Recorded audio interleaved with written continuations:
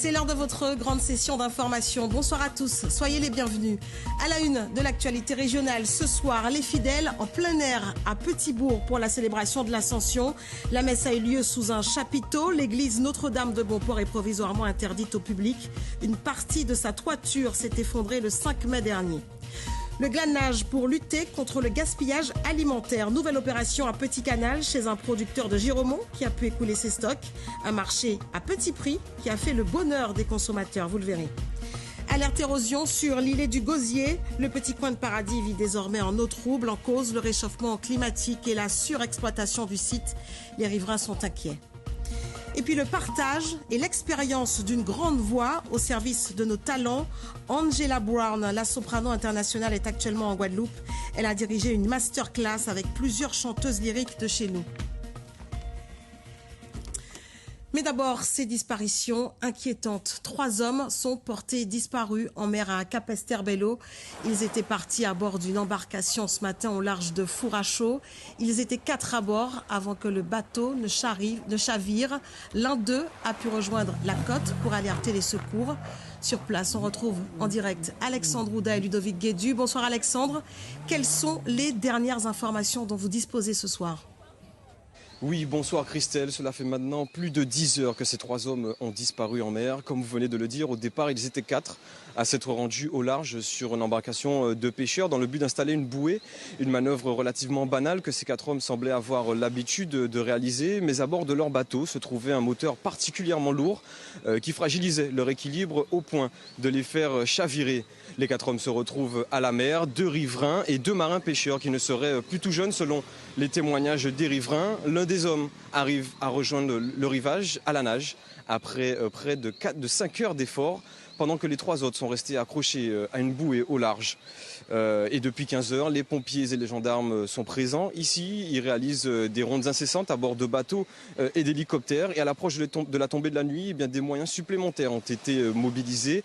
Des pompiers du SDIS à bord de scooters des mers sont venus compléter les équipes de recherche, mais également des pompiers qui sont montés avec des marins pêcheurs pour justement augmenter leurs chances de retrouver les disparus. Et également plusieurs petites équipes qui réalisent du repérage sur différents points du littoral au moment où je vous parle. Et sur le rivage, eh bien, les riverains se font de plus en plus nombreux à s'inquiéter de la situation, car oui, comme vous vous en doutez, à mesure que la nuit avance, eh bien, les chances de retrouver les 3 hommes sains et saufs s'amenuisent.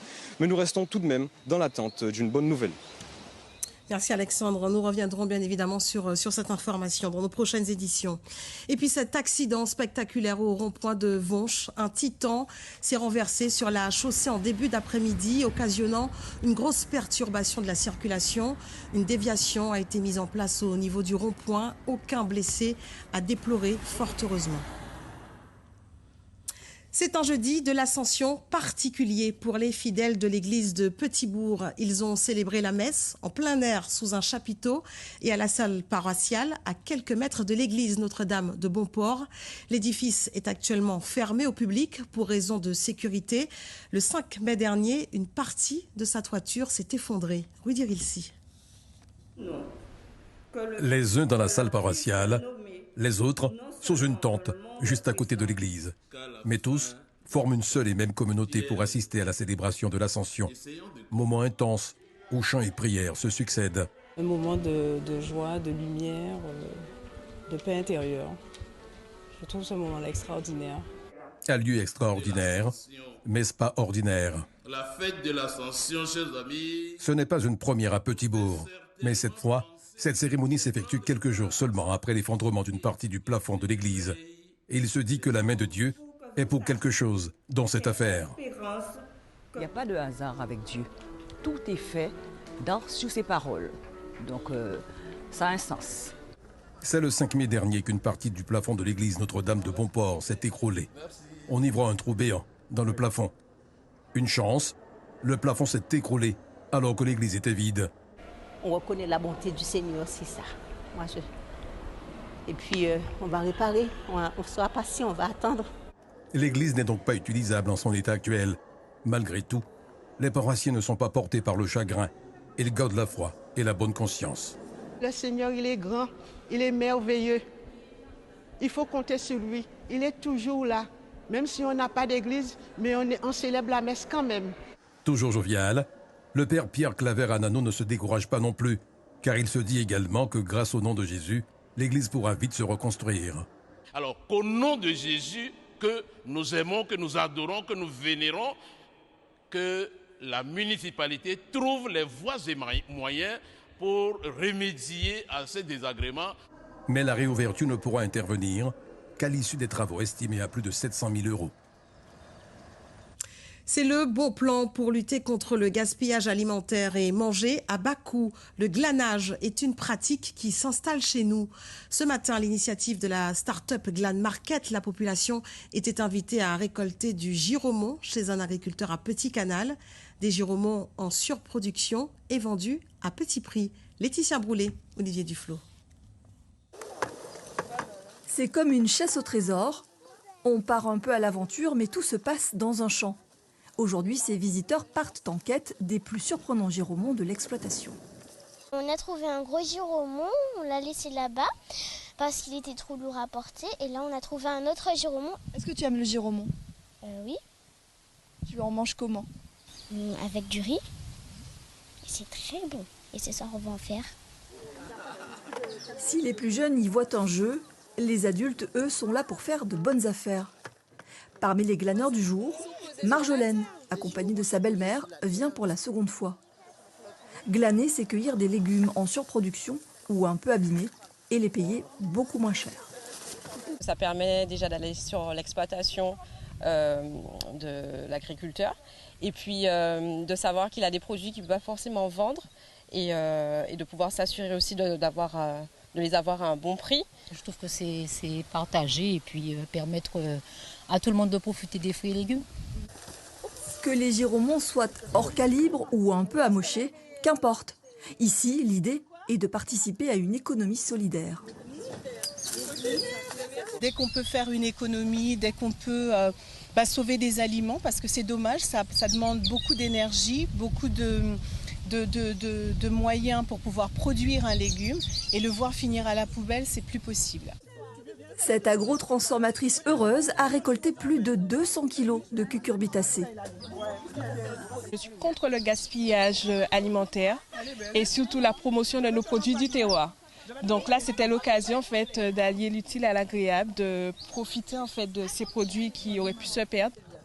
Dans cette ultime vente directe, tout le monde est gagnant. La limite des pertes financières, effectivement, et des pertes en termes de denrées alimentaires, parce que la nourriture, quand même, c'est quelque chose de vital. Cette communauté engagée repense les modes de consommation et les actions de Glan Market permettent chaque année d'éviter le gaspillage de plusieurs tonnes d'aliments. Et grâce à cette opération, 1,4 tonnes de giromons ont été sauvés des poubelles. Chaque année aux Antilles, ce sont près de 80 000 tonnes d'aliments qui sont jetés. Suite et fin de la visite du ministre de la Justice, Éric Dupond-Moretti. Le garde des Sceaux s'est rendu hier après-midi au centre d'éducation fermé de Port-Louis, une structure d'accompagnement de mineurs délinquants assez peu connue.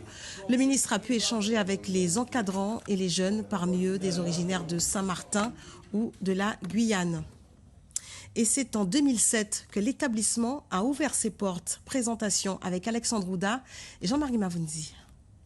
Comme chaque jour à la même heure, les 12 mineurs de ce centre d'éducation fermé de Port-Louis participent à des ateliers. Vol, agression, braquage. Ils ont tous été auteurs de délits de la sorte avant de se retrouver ici. À 16 ans, celui que nous appellerons Nico s'approche de son 6e et dernier mois d'hébergement ici et constate l'évolution sur sa personne. Au départ, c'était compliqué à s'adapter. Après ça, avec le temps, ça va. Hein. Au final du temps, j'apprends à m'adapter, j'apprends à encore recommencer. Après ça, il y a des activités, il y a des choses à faire, tu vois. Donc, c'est au calme, quoi. Je me plains pas. Hein. C'est mieux que la prison, tu vois. Lorsque j'étais dehors, je faisais beaucoup de cash, j'ai beaucoup de méfaits. Et là, j'essaie de rectifier tout ça. Pour après ça, reprendre un nouveau départ. Âgés de 15 à 17 ans, les jeunes résidents peuvent profiter d'un terrain multisport, d'une salle de relaxation, de cinéma, petit studio de musique et d'une mini-ferme.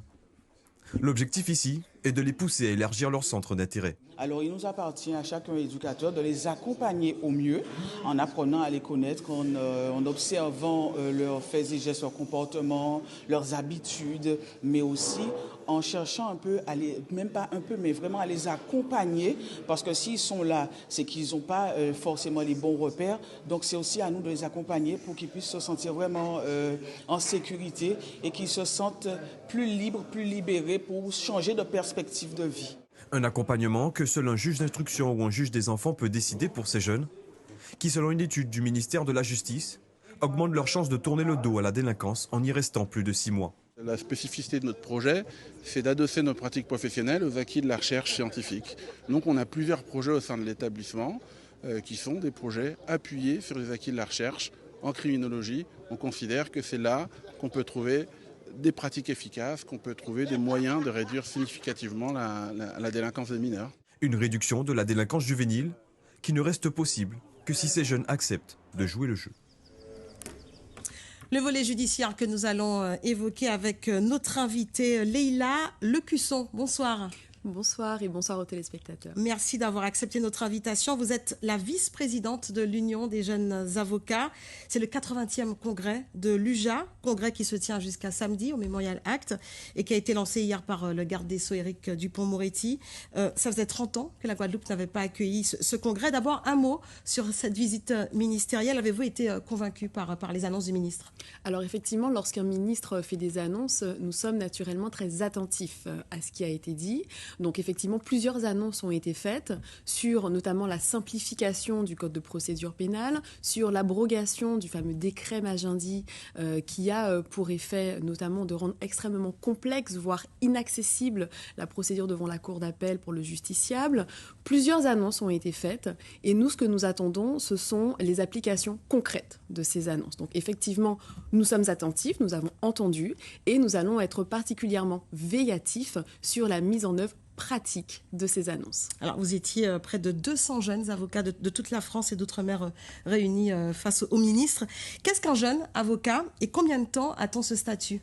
Alors, le statut de jeune avocat au sein de l'Union des jeunes avocats de Guadeloupe, Saint-Martin et Saint-Barthélemy, dont je fais partie. Donc, on considère qu'on est jeune avocat jusqu'à 7 ans d'exercice ou jusqu'à l'âge de 40 ans. Quels sont les avantages ? Alors, lorsqu'on est adhérent à l'Union des jeunes avocats, on fait partie d'un syndicat. Donc, ça veut dire qu'on est accompagné par les membres de la profession lorsqu'on peut notamment rencontrer une difficulté dans le cadre de sa collaboration, par exemple. Ça permet effectivement d'avoir une écoute attentive et surtout des avocats qui sont expérimentés et qui vont pouvoir apporter des solutions. Alors, 350 avocats sont inscrits au barreau. Parmi eux, 80 jeunes avocats adhérents à l'UJA. Certains n'arrivent pas à joindre les deux bouts. Quelles sont les difficultés de la profession pour vous ? Tout à fait. Alors c'est vrai qu'on a souvent l'image de l'avocat comme étant effectivement quelqu'un de nanti qui gagne extrêmement bien sa vie, mais ce n'est pas le cas de tous les avocats. Et notamment parmi les jeunes confrères que j'ai effectivement le privilège de représenter aujourd'hui, nous avons beaucoup de collaborateurs qui ne parviennent pas tout simplement à obtenir un SMIC à la fin du mois. Et ça, c'est une réalité effectivement qui est importante. Donc on a effectivement ce premier enjeu. Ça s'explique comment ? Alors ça s'explique parce que lorsque l'on commence dans la profession, on a plusieurs choix. On a le choix de se mettre tout de suite à son compte, de poser sa plaque, d'être effectivement avocat complètement indépendant. Mais ce n'est pas toujours facile, lorsqu'on débute, de développer sa clientèle et d'avoir une clientèle suffisante tous les mois. Et donc, généralement, on commence par un contrat de collaboration, qui est souvent un contrat de collaboration libérale et qui est très peu protecteur, il faut le dire, des jeunes confrères, tout simplement, pour faire un parallèle avec les salariés. Par exemple, pour mettre fin à un contrat de collaboration libérale, vous n'avez pas besoin de motif. Donc, vous arrivez un matin et on peut tout simplement vous dire, écoutez, ce sera fini, vous avez votre préavis et puis... Après, il n'y a plus rien. Alors, ce congrès qui a lieu tous les 2 ans, c'est aussi l'occasion de défendre les intérêts de la profession. On y trouve des formations. Cette année, quelles sont les thématiques, les problématiques que vous abordez ? Alors, effectivement, dans le cadre du congrès, il y a plusieurs temps. Il y a des formations qui se déroulent la journée. Le soir, on a effectivement des moments de convivialité. Et ensuite, et c'est justement c'est l'objet de la journée d'aujourd'hui et de la journée de demain, il y a des commissions qui se réunissent et qui vont proposer proposer et voter des motions. Les motions, ce sont en fait les grands principes qui vont être défendus par la fédération au niveau national. Voilà, exactement, au niveau national, au niveau des instances politiques et au niveau des instances ordinales. Et quelles sont vos attentes ? Alors, parmi effectivement les différentes motions, alors là, on n'a pas effectivement le détail de toutes les motions qui ont été votées. Voilà, il y en a plusieurs, mais on intervient généralement sur plusieurs thèmes, notamment la prise en charge du congé maternité des jeunes avocates. On intervient également sur le harcèlement en cabinet, qui est effectivement quelque chose qui existe réellement, donc le harcèlement. Vous avez également les conditions d'exercice, donc il y a une multitude de sujets en droit de la famille, en droit pénal, qui peuvent effectivement être abordés, que nous allons du coup défendre. La fin de ce congrès, samedi ? Tout à fait. Alors effectivement, officiellement, c'est vendredi et samedi, on a un petit brunch de convivialité pour finir en beauté. Clôturer. Exactement. Merci beaucoup, Leïla Lecousson, d'avoir répondu à nos questions. Merci à vous. Attention, si vous souhaitez vous rendre à la rivière, les sites de Bras-David et de la cascade aux Écrevisses à Petit-Bourg sont interdits à la baignade jusqu'à nouvel ordre. Une mesure prise par la commune suite à une contamination bactériologique relevée par l'ARS sur la qualité des eaux. Un autre site préoccupe en ce moment, l'îlet du Gosier, un joyau de la nature sensible à l'épreuve aujourd'hui de l'érosion. Les habitués du lieu s'inquiètent ces derniers mois des changements brutaux. Alors, quelle explication ? Reportage Rémi de France, Christian Danquin. Sur cette photo de 2022, la plage à droite du ponton est encore bien présente. En débarquant aujourd'hui, on voit bien que cette langue de sable a quasiment disparu. La mer vient battre la côte et attaque la végétation. Les habitués du site s'en émeuvent et avancent quelques explications. Il y a la montée des eaux, le changement climatique, il y a aussi la surexploitation au niveau des bateaux qui viennent régulièrement mettre leurs ancres et s'accrocher aux arbres. Et c'est vraiment un fléau, ça. Et il y a aussi la quantité de personnes qu'il y a sur l'îlet. De l'autre côté du ponton, la plage s'est agrandie. Ce changement impacte-t-il les activités nautiques proposées sur l'île ? Nous, en tant qu'exploitants, non, mais faut quand même penser que demain, l'érosion sera beaucoup plus importante et on évitera que énormément de personnes viennent sur l'îlet du Gosier par rapport à cette érosion. Les cyclones influent naturellement sur la transformation de l'îlet. En 1989, Hugo avait frappé durement la Guadeloupe, mettant un point final à la présence du dernier gardien de phare. Son fils exploite aujourd'hui le seul restaurant de l'île. Il en est un peu la mémoire. De largeur comme ça a perdu au moins 20 mètres. 20 mètres au moins sous facilement 200 mètres. Moi, je suis pas un agent attitré pour dire aux gens, mais je le fais. Je prends à mes risques et périls de dire aux gens de passer avec leurs poubelles, qu'ils ne doivent pas allumer des foyers sous les arbres, de ne pas casser des bouteilles. Surfréquentation des bateaux et du public, dégradation, l'îlet est mise à mal par l'activité humaine. D'autres facteurs naturels sont aussi à prendre en compte. Le mauvais état des coraux, protection naturelle de l'île, accentue encore l'érosion. La structure même de l'îlet favorise ces changements. On constate qu'on a un mouvement de la flèche sédimentaire, donc du sable en fait, qui se situe derrière un éperon rocheux. Et donc ce mouvement en fait, il est dû à la saisonnalité des houles, puisqu'elles vont avoir tendance à venir plus ou moins de l'est, et du coup donc à induire un changement comme ça, un balancement de cette flèche. Et donc à l'heure actuelle, elle a plutôt tendance à aller vers l'est, et donc créer une érosion sur la plage qui avait historiquement à l'ouest. Et donc on voit donc les racines à nu des végétaux. Des solutions existent pour ralentir ce phénomène. À plus long terme, ce qui pourrait être intéressant serait de canaliser, de mieux traiter les eaux d'épuration pour avoir des eaux marines côtières de meilleure qualité et donc favoriser la reprise des coraux naturels, voire même aidés par l'homme avec de la replantation. Mais le changement climatique est aujourd'hui une réalité et l'îlet du Gosier n'échappera pas à la règle. Il y avait du cyclisme également avec le championnat de la Guadeloupe. Raphaël Lautonne conserve son titre chez les U23 à l'issue du circuit de 120 km au Gosier avec une arrivée à la section Grand Bois. Le sociétaire de la TMC devance Yanis Agricole de l'USL et Tony Chris Vanoni du VCS. C'est le 5e titre de Raphaël Lautonne. Le champion de la Guadeloupe est interrogé par Jean-Marie Mavounzi. Je me devais de vraiment tout donner. Et après, bon... C'était vraiment difficile après. Je visite Yanis Agricole qui a vraiment fait une belle course. Et je remercie aussi Madame Jenny Grossi qui m'accompagne. Au début de course, j'étais vraiment pas bien. Je sais pas, j'avais vraiment un coup en dessous par rapport aux autres. Donc après, j'étais pas le plus fort aujourd'hui. Mais je pense que réellement, j'étais le plus malin. Et félicitations aux autres participants de la course.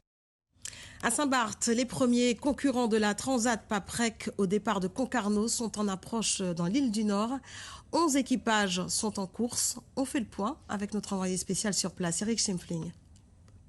Dans un peu moins de 5 heures, l'île de Saint-Barthélemy s'apprête à accueillir le vainqueur de cette première Transat Paprec, une première Transat courue exclusivement avec des duos mixtes. Et bien malin qui peut, à cette heure-ci, indiquer qui sera justement le duo vainqueur. L'écart entre le premier et le troisième n'est à peine que de 5000 nautiques, soit un peu moins de 8 km. S'il maintient sa position de leader, skipper massif barré par Loïs Berrard et Charlotte Even pourrait donc franchir la ligne aux alentours de minuit, mais le conditionnel reste de rigueur, car ici, en rade de Gustavia, le vent a tendance à faiblir, voire à devenir quasiment nul durant la nuit. De fait, le record établi il y a 2 ans ne sera pas battu. Il était, je vous le rappelle, de 18 jours, 5 heures et 8 minutes.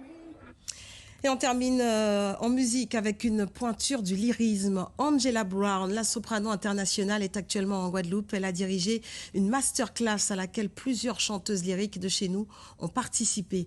Le reportage de Paul Riscol et Daniel Quérin. La soprano Angela Brown est une pointure de notoriété intercontinentale. Pure puissance vocale, elle réunit à la fois les valeurs artistiques et techniques en matière d'opéra, de pop et de gospel. Elle a honoré les principales scènes d'opéra et symphoniques à travers le monde. Sollicité par son compatriote Marlon Daniel, le célèbre chef d'orchestre Chevalier Saint-Georges, c'est avec une grande générosité qu'elle a accepté de partager sa technicité vocale avec les chanteuses lyriques guadeloupéennes.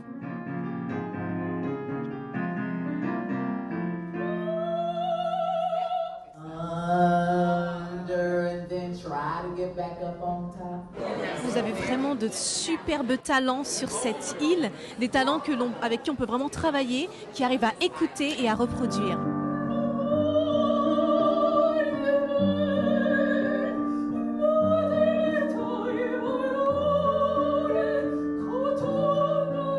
Le bonus qu'il y a en plus, c'est que je suis une soprano dramatique et Angela aussi l'est.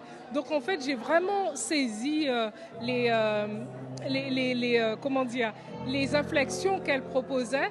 Et en fait, vous avez bien remarqué que c'est du sport en fait. Et faire du chant, c'est du sport, c'est physique et ça demande vraiment une intensité.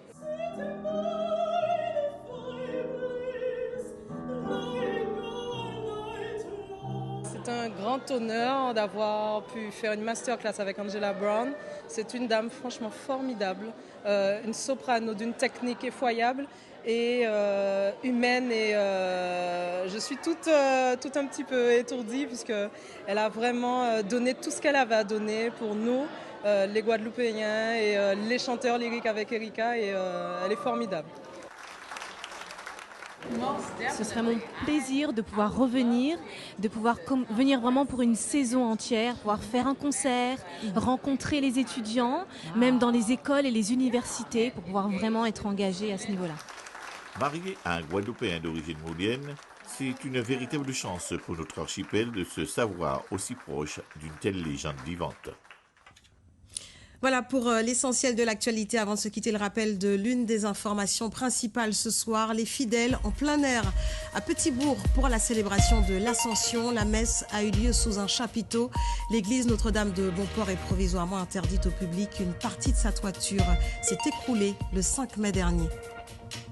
Et puis les recherches se poursuivent pour tenter de retrouver 3 hommes disparus en mer à Capesterre-Belle-Eau. Ils étaient partis installer une bouée au large de Fourachot.